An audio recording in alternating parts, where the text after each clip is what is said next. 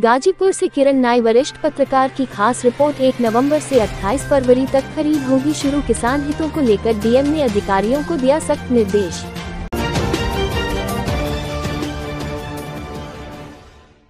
खबर गाजीपुर जिले से है, जहां पर बाजरा व धान के इस वर्ष खरीद को लेकर कलेक्ट्रेट सभागार में कार्यशाला का आयोजन किया गया। इस दौरान बताया गया कि आगामी 1 नवंबर से 28 फरवरी तक खरीद शुरू की जाएगी। ये कार्य सुबह 9 से शाम 5 बजे तक होगा।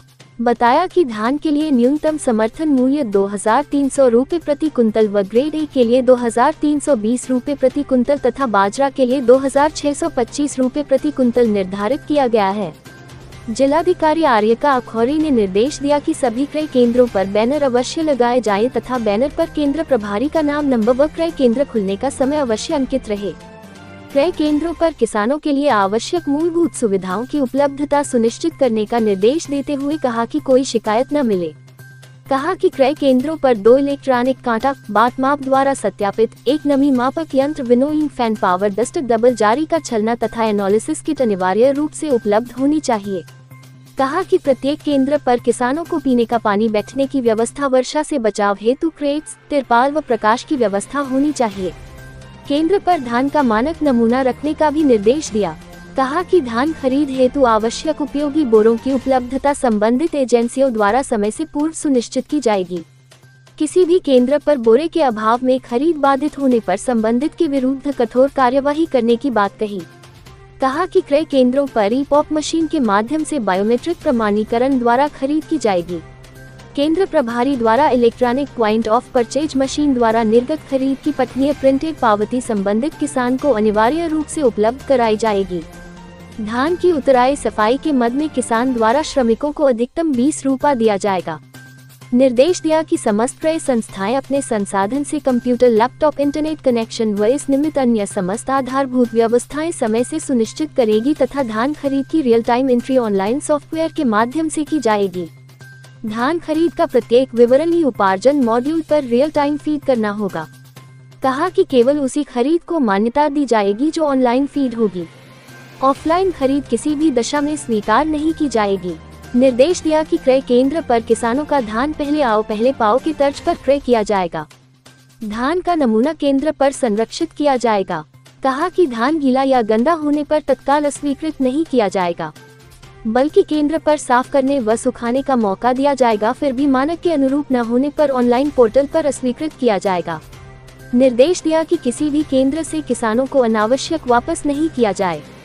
सभी केंद्र प्रभारियों द्वारा किसानों से शिष्टाचार पूर्वक व्यवहार किया जाएगा, अन्यथा की स्थिति में शिकायत मिलने पर संबंधित के विरुद्ध कठोर कार्यवाही की जाएगी। निर्देश दिया कि सभी केंद्र प्रभारी बैनर में अंकित अपना मोबाइल नंबर खरीद अवधि में ऑन रखेंगे।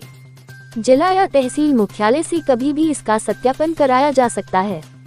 यदि नंबर बंद पाया गया तो संबंधित के विरुद्ध कार्यवाही की जाएगी। कहा कि सभी तहसील में एक कंट्रोल रूम स्थापित रहेगा।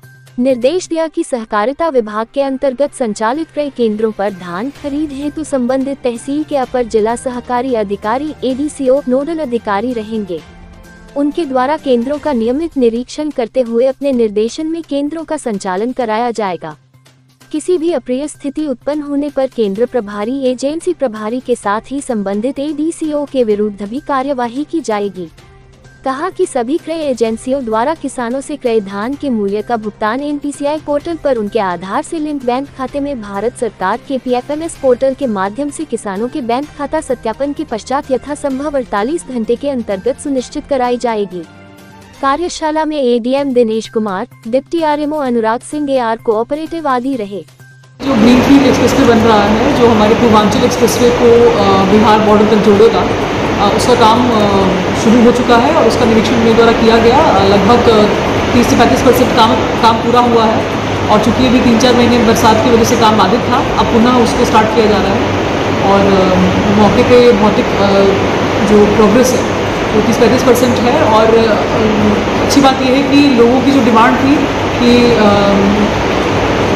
अंडर ब्रिज दिया जाए, इसमें तो हमें 34 अंडर ब्रिजेस की स्वीकृति हुई है और तेज़ी से काम चल रहा है। हम लोगों ने यही निर्देश दिया है कार्यदायी संस्था को कि इसको जुलाई 25 तक का डेडलाइन है, इसको अतिशीघ्र पूरा करें और जितने भी निर्माण हो वो गुणवत्तापूर्ण हो।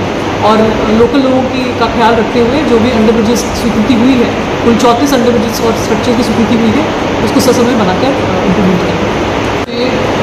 धान खरीद 1 नवंबर से प्रारंभ होता है और इसकी तैयारियां अभी से शुरू हो गई हैं और हमारे जनपद में अभी तक 136 केंद्र हमने बनाए हैं धान खरीद के, जो कि समय के अनुरूप और बढ़ सकते हैं। और अभी आज हम लोगों ने सभी केंद्र प्रभारियों के साथ मीटिंग की, उनको ट्रेनिंग दी किस प्रकार से धान खरीद करना है। और जो सबसे महत्वपूर्ण बिंदु उनको बताया गया कि इस पूरी धान खरीद में किसानों का हित सर्वोपरि है, इसलिए उनकी सुविधा के लिए समस्त व्यवस्थाएं की जाएं और सभी संयंत्र और सभी जो मशीन्स लगनी है, इलेक्ट्रॉनिक बाट माप, नमी मापक यंत्र है या एनालिसिस किट है, सभी चीज़ें इस समय उपलब्ध हो जाए। और मीटिंग में जो ई-पॉप मशीन है, electronic point of purchase machine, उसका वितरण भी किया गया। तो सभी तैयारियां समय से हम लोग पूर्ण करा लेंगे ताकि 1 नवंबर से हमारी खरीद प्रारंभ हो सके। देखिए, मोटे अनाज जिसको हम श्री अन्न कहते हैं, वो पर्यावरण के लिए भी और स्वास्थ्य के लिए भी बहुत ही लाभदायक है। और मोटे अनाज को बढ़ावा देने के लिए हम लोग कई वर्कशॉप्स कर रहे हैं। कल भी एक रोड शो हम लोगों ने श्री अन्न के ऊपर किया। हमारे जनपद में बाजरे की अच्छी खेती होती है, खासकर करंडा क्षेत्र में, और उसको मद्देनज़र बाजरा के भी क्रय केंद्र खोले जा रहे हैं। और गत वर्ष भी खोले गए थे, लेकिन बहुत अच्छा रिस्पांस नहीं था। इस वर्ष हम लोगों ने कई जागरूकता के कदम उठाए हैं, तो इस बार आशा करते हैं कि अधिक से अधिक किसान अपनी बाजरा की प्रोड्यूस को सरकारी केंद्र पर ला करके बेचेंगे।